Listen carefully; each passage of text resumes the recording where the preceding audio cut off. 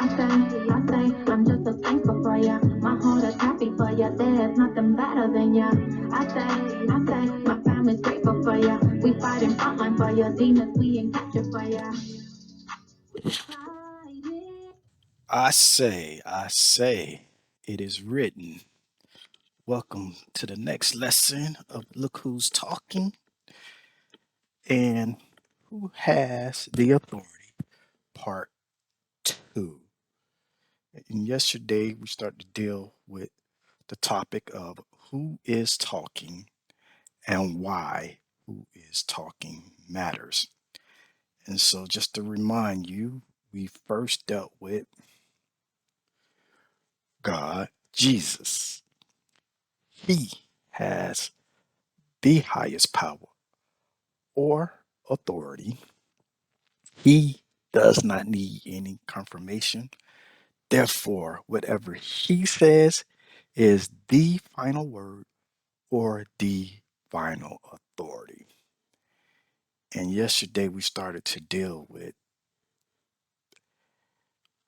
everyone else, and I dealt with it from a non biblical perspective of outsiders, meaning priests, clergy, counselors, self help books, or including books from your pastors, that they are not the final authority. Only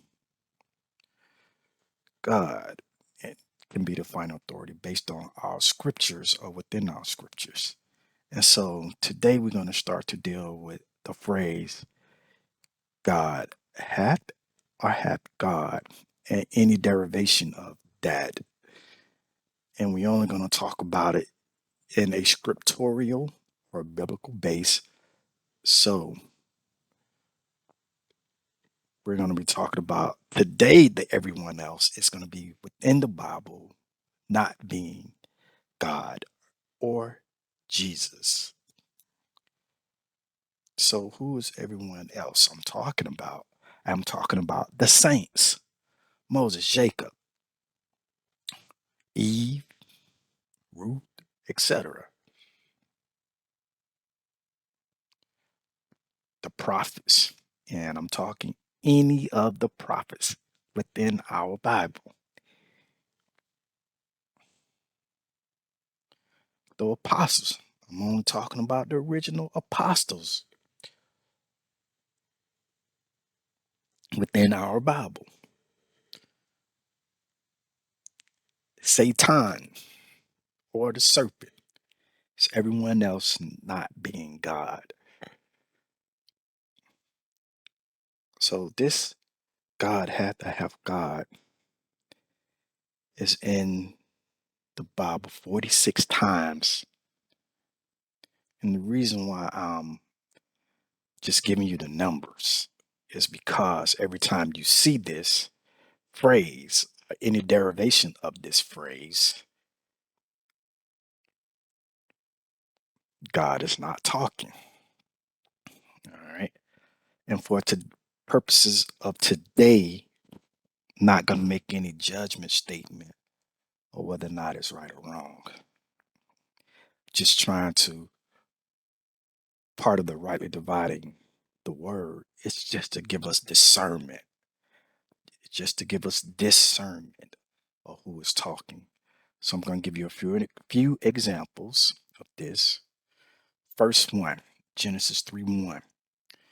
And this is when the serpent is talking to Eve, and this is the serpent talking.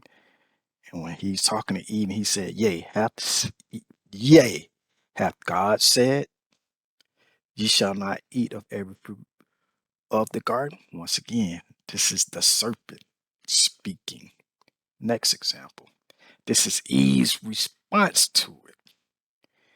And her statement was, God hath said, ye shall not eat of it, neither shall ye touch it, lest ye die. So, not trying to pass any judgment today to say whether something is correct or incorrect, just trying to show you how to discern who is talking and that it does matter. And for today's purposes, I'm just trying to show you that when you see this phrase, God is not talking. That's it for today. Next example, Judges 1:7. And not going to butcher this person's name, but clearly says he's speaking. This is what he said. So God had requited me. All right. So this person speaking, this person right here speaking, it's not God speaking. Okay. Next example. 1 Samuel 23:7. All right. And it clearly says here, and Saul said, God had delivered. God is not speaking. Okay. So this going to be one of the next ones, which is Job 34:5. And Job is speaking, I am righteous and God hath taken away my judgment. God is not speaking. This is Job speaking. And the last one is going to come from the New Testament. Like I said, just to show you that it's throughout the whole Bible. And so the last one comes from the Apostle Paul. And the Apostle Paul said in 2 Corinthians 6:16, as God hath said, and then Paul paraphrases, all right, but he's getting it from Ezekiel 37:27. All right. Like I said, I'm just showing you examples that when you see this phrase, it is not God talking. And today we're not going to make any judgment statement of whether it's accurate, correct, or incorrect. Just to show that when you see this phrase, God is not speaking. So why is this important? All right. Sometimes, not always. And that's going to be the disclaimer is sometime always for the rest of these that you see. Sometimes, not always. Can lead to contradictions. And I was having a conversation with a few of my fraternity brothers. And one of the things, my fraternity brothers kept saying, this is in the Bible and this contradicts this. And I kept trying to tell them, no, read it carefully. But this is what I was trying to allude to. You have to pay attention to who is talking. So can lead to misunderstandings because a lot of people say, and the Bible said, and they are speaking the truth. The Bible does say it, but doesn't necessarily mean God is saying it. All right. So with that, this can lead to confusion. This can lead to frustration. This can lead to disbelief. And the disclaimer again, not always, but only sometimes.